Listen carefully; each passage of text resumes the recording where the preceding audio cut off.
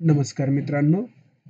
Doctor Babasaheb Ambedkar Marathwada विद्यापीठ छत्रपती संभाजीनगर विद्यापीठाच्या वतीने मी डॉक्टर सतीश भालशंकर या व्हिडिओमधून आपल्या सर्व विद्यार्थ्यांना नम्र आवाहन करतो की दरवर्षीप्रमाणे विद्यापीठ संशोधनात्मक उपक्रमांतर्गत आविष्कार या स्पर्धेचं आयोजन करत आहे.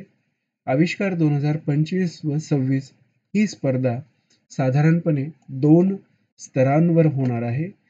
पहिला स्तर आहे जिल्हा स्तर, जो खालीलप्रमाणे 4 विविध महाविद्यालयांमध्ये छत्रपती संभाजीनगर, जालना, बीड व धाराशिव येथील महाविद्यालयातील विद्यार्थ्यांकरता होणार आहे.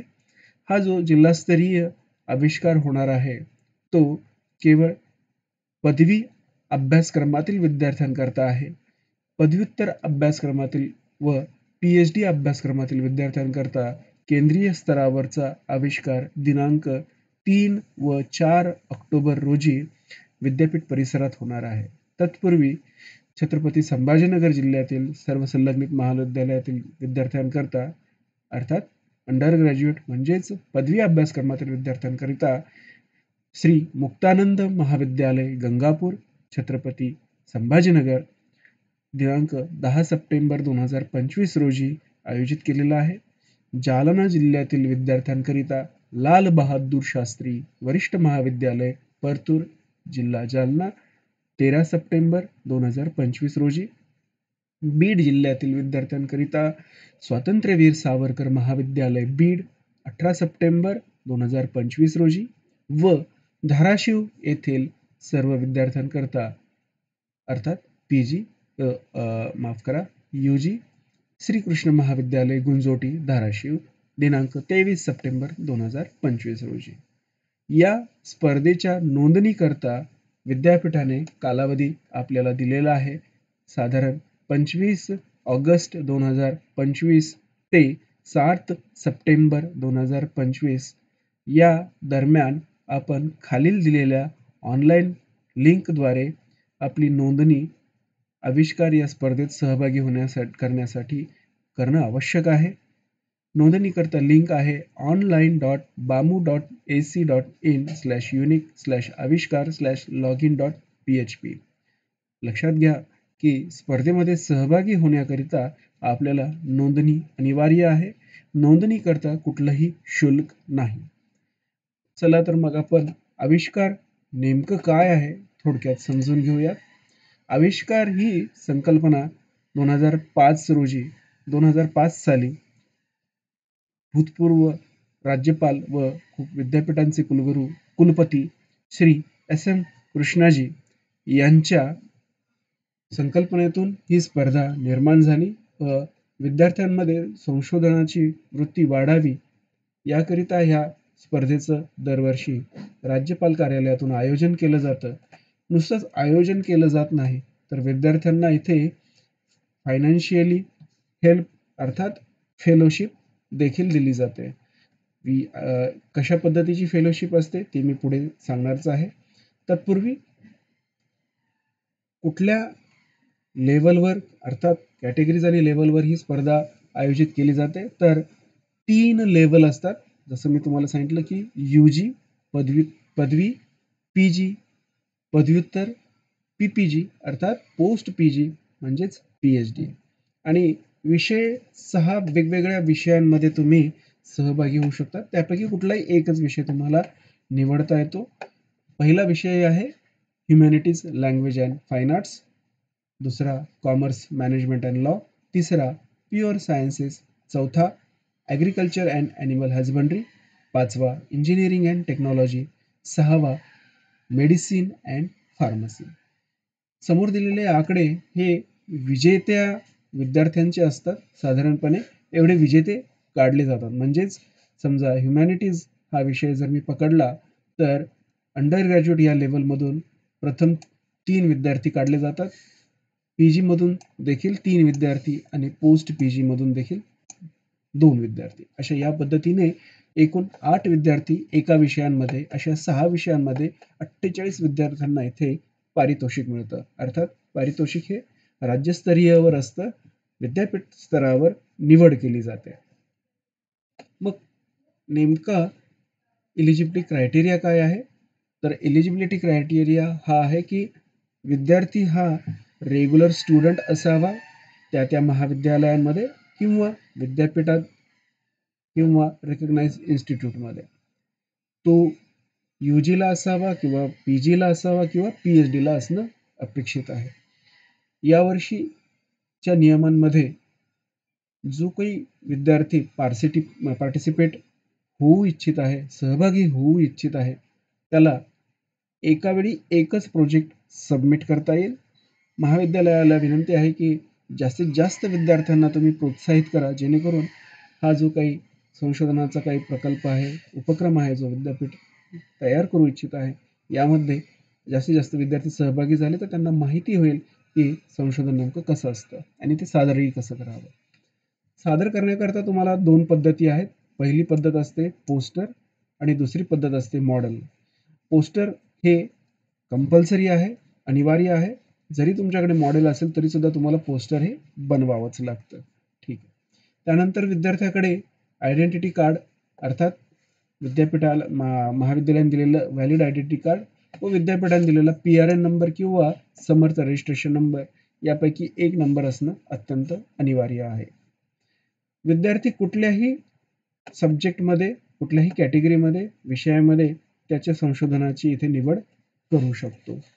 म्हणजेच कुठलाही हा सब्जेक्ट जरी त्याला आवडत असेल, त्याच्याकडे काही नवकल्पना असेल तर तो इथे सादर करू शकतो. असं बंधन नाहीये की इंजिनिअरिंगचा विद्यार्थी फक्त इंजिनिअरिंगमध्येच सादर करेल. तो कॉमर्समध्ये देखील करू शकतो, प्युअर सायन्समध्ये देखील करू शकतो किंवा ह्युमॅनिटीजमध्ये करू शकतो. तसंच ह्युमॅनिटीजचा एखादा विद्यार्थी तो देखील उर्वरित 5 सब्जेक्टमध्ये त्याचं सादरीकरण जर योग्य असेल असं वाटत असेल तर तो करू शकतो. पण एका वेळी एकच या पद्धतीने तुम्ही रजिस्ट्रेशन करू शकता. नंतर सर्वात महत्त्वाचं आहे की तुम्ही कुठेही जर नियमांचं उल्लंघन केलं तर तुम्ही डिस्क्वालिफाय केले जाल विद्यापीठ नियमानुसार. ते फार महत्त्वाचं आहे. त्यामुळे नियम पाळणं ही विद्यार्थ्यांची नैतिक जबाबदारी आहे. नुसतीच सादरीकरणाची नाही तर एथिक्स ऑफ रिसर्च म्हणजेच संशोधनाचे जे नियम आहेत ते देखील तुम्हाला इथे पाळायचे आहेत. त्यानंतर सगळ्यात महत्त्वाचं की वयाची अट आहे. पदवी अभ्यासक्रमाचे विद्यार्थी जर असतील, सहभागी होऊ इच्छित असतील तर त्यांना वयाचं बंधन आहे. 25 वर्ष वय हे 30 सप्टेंबर 2025 पर्यंत 25 वर्षच असेल, त्याच्यावर चालणार नाही. तसेच पोस्ट ग्रॅज्युएशन अर्थात पदव्युत्तर अभ्यासक्रमाचे जर विद्यार्थी असतील तर त्यांचं वय 30 असावं. पण PhDच्या विद्यार्थ्यांना इथे वयाची अट लागू नाही. केवळ PG आणि UG या अभ्यासक्रमाच्या विद्यार्थ्यांनाच वयाची अट लागू केलेली आहे. सादरीकरण कसं करता येईल? तर सादरीकरण करण्यासाठी तुम्ही मराठीचा वापर करू शकाल, हिंदीचा करू शकाल किंवा इंग्रजी असेल चांगली तर इंग्रजीचाही करा. पण मी तुम्हाला आवर्जून सांगेल की प्रयत्न इंग्रजीमध्ये करा. कारण की जर तुमची निवड आणि तुमचा प्रोजेक्ट खूप छान असेल तर जेव्हा तुम्ही राज्यस्तरीयवर जाल तर तिथे तुम्हाला इंग्रजीतलं प्रभुत्व ही फेलोशिप मिळवण्यासाठी समर्थकारक ठरेल. मग आता सगळ्यात महत्त्वाचं आहे की ऑनलाईन रजिस्ट्रेशन कसं करावं? अतिशय सोपं आहे. जसं मी लिंक तुम्हाला सांगितली, ती लिंक तुमच्याकडे असणं आवश्यक आहे. या लिंकवर तुम्ही क्लिक केलं की तुम्हाला वेबसाईट उघडेल आणि वेबसाईट उघडल्यानंतर तुम्हाला इथे अशा पद्धतीने एक वेबसाईट दिसेल. ही बामूची आमची वेबसाईट आहे आपली. या वेबसाईटवर गेल्यानंतर तुम्हाला स्टुडंट लॉग इनवर क्लिक करायचं आहे. यानंतर इथे क्लिक केल्यानंतर अर्थात सुरुवातीला तुमच्याकडं युजर ID पासवर्ड नसणार आहे. त्यामुळे तुम्ही न्यू युजर रजिस्टर हिअर इथे क्लिक करायचं आहे. त्यानंतर तुम्हाला अशा प्रकारची एक छोटीशी विंडो मिळेल.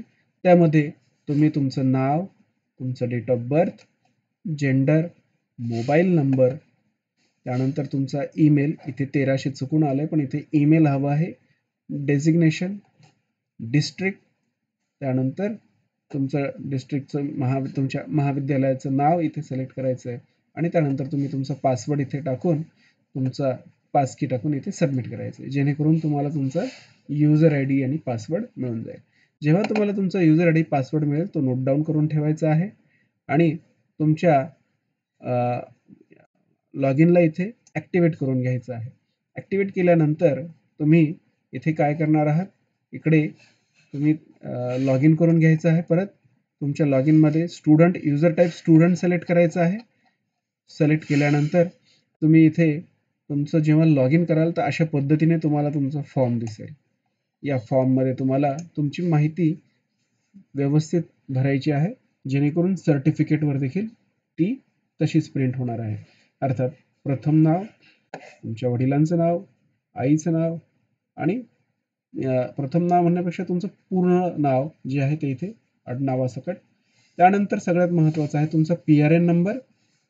त्यानंतर तुमचा इथे 12वी कधी झालं तर तो मंथ आणि इयर अपेक्षित आहे. तुमचं जेंडर, आधार नंबर व्यवस्थित टाकणं आहे, मोबाईल नंबर, त्यानंतर तुमचं डिस्ट्रिक्ट, ज्या महाविद्यालयातून तुम्ही आहात त्या महाविद्यालय ज्या जिल्ह्यामध्ये येतं ते जिल्हा सिलेक्ट करायचा. त्यानंतर तुमचं इथं महाविद्यालयाचं नाव आपोआप या लिस्टमध्ये येईल. तुम्ही तुमच्या महाविद्यालयाचं नाव इथे सिलेक्ट करायचं आहे. त्यानंतर इथे तुम्ही तुमच्या अभ्यासक्रमाचं नाव टाकायचं आहे. अर्थात UG असेल तर जसं की BA, BCom, BSc, BE या पद्धतीने. त्यानंतर इथे तुम्ही त्याचं सिलेक्ट करायचं आहे कोर्स टाईप, UG आहे, PG आहे का पोस्ट PG आहे.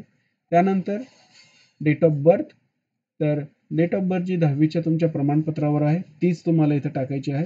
मी परत एकदा तुम्हाला आठवण करून देऊ इच्छितो की 30 सप्टेंबर 2025 या तारखेच्या आत UG करता 25 वर्ष वय अपेक्षित आहे त्याच्या खाली आणि PG करता 30 वर्ष.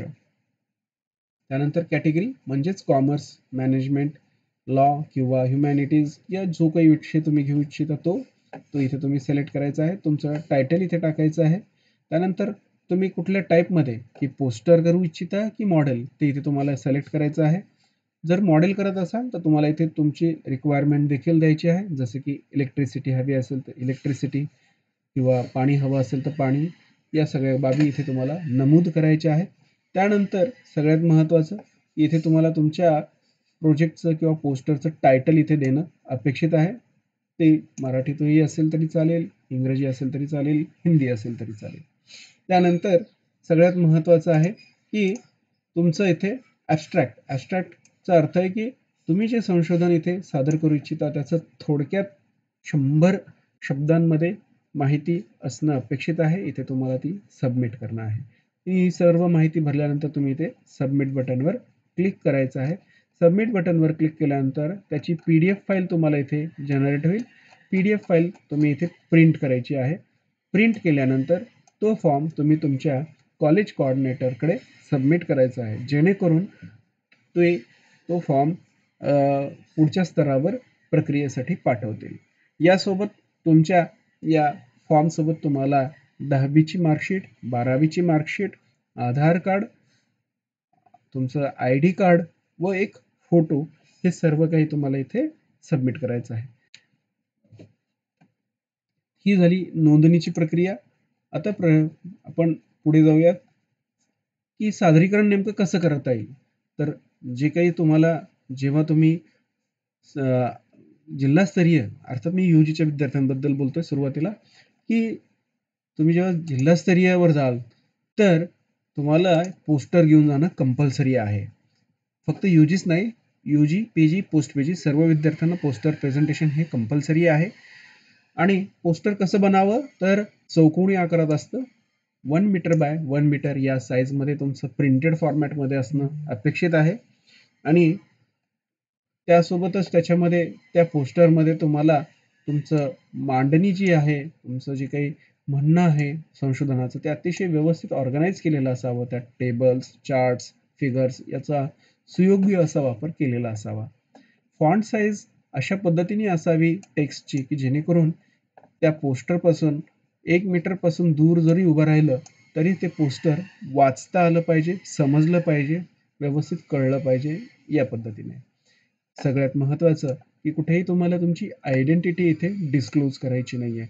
तुमची स्वतःचं नाव किंवा तुमच्या महाविद्यालयाचं नाव, तुमच्या संस्थेचं नाव किंवा विद्यापीठ डिपार्टमेंटचं नाव हे कुठेही इथे तुम्हाला इथे दाखवायचं नाही. त्या दिवशी सादरीकरणाच्या दिवशी तुमची एकच आयडेंटिटी असेल, एक कोड तुम्हाला दिलेला असेल, तोच तुमची आयडेंटिटी असेल. तुमचं नाव तुम्ही कधीही सांगायचं नाहीये, कुठेही बोलायचं नाहीये, कुणी विचारलं तरी सांगायचं नाहीये. ठीक आहे. आणि प्रत्येक विद्यार्थी जो सहभागी होणार आहे, त्याला तिथे एक चेअर आणि एक टेबल हे विद्यापीठातर्फे किंवा आयोजकातर्फे दिलं जाणार आहे. आता मॉडेल जर तुमचं असेल, तर त्यासाठी सादरीकरणासाठी काय गाईडलाईन्स आहेत त्या समजून घ्या. मॉडेल शक्यतो वर्किंग असावं, नसेल तर नॉन वर्किंग देखील मॉडेल चालेल. पण तुम्ही जे काही मॉडेल बनवू इच्छिता, नॉन वर्किंग मॉडेल जर बनवू इच्छित असाल, तर थर्माकोलचा वापर हा निषेध करण्यात आलेला आहे. थर्माकोल तुम्ही वापरू शकत नाही.